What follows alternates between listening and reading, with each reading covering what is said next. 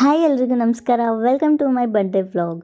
Sorry, it's not only my birthday, it's our birthday vlog. Morning first ದೇವ್ರ ನಮಸ್ಕಾರ ಮಾಡಿ ಆಮೇಲೆ ಟೆಂಪಲ್ಗೆ ಹೋಗಿ ಬಂದ್ವಿ. ನೆಕ್ಸ್ಟ್ ನಮ್ಮ ತಂಗಿ ಬರ್ಡೇ ಸೆಲೆಬ್ರೇಟ್ ಮಾಡೋಕ್ಕೆ ಕಾಲ್ ಮಾಡಿದ್ರಿಂದ ನಾವು ಇಲ್ಕಲ್ಗೆ ಹೋದ್ವಿ.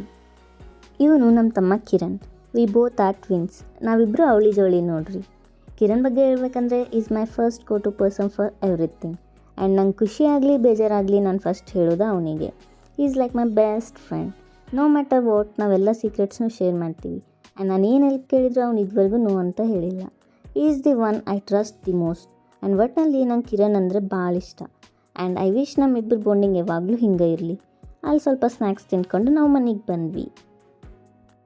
ಇಲ್ಲಿ ನೋಡಿದರೆ ನಮ್ಮ ಅಪ್ಪಾಜಿ ಇದೆಲ್ಲ ಯಾವಾಗ ಪ್ಲ್ಯಾನ್ ಮಾಡಿದ್ರು ಅಂತಲೇ ನಂಗೆ ಗೊತ್ತಿಲ್ಲ. ನಮ್ಮ ರಿಲೇಟಿವ್ಸ್ ಎಲ್ಲ ಆಲ್ಮೋಸ್ಟ್ ನಮ್ಮೂರಲ್ಲೇ ಇರೋದು. ಸೊ ಈವ್ನಿಂಗ್ ಬರ್ಡೇಗೆ ಎಲ್ಲರೂ ಕರೆದಿದ್ರು.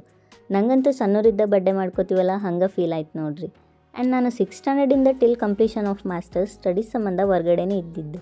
ಸೊ ನಾನು ಕಿರಣ್ ಜೊತೆ ಬರ್ಡೇ ಸೆಲೆಬ್ರೇಟ್ ಮಾಡಿ ಆಲ್ಮೋಸ್ಟ್ 12 ಇಯರ್ಸ್ ಮೇಲೇ ಆಗಿತ್ತು.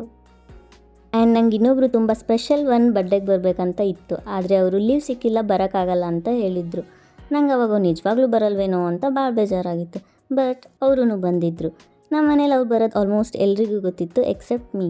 ಆ್ಯಂಡ್ ನಂಗೆ ಒಬ್ರು ಒಂದು ಸ್ಮಾಲ್ ಹಿಂಟ್ ಸಹ ಕೊಟ್ಟಿಲ್ಲ ಅವ್ರು ಬರ್ತಾರಂತ. And it was really a complete surprise and made me so happy.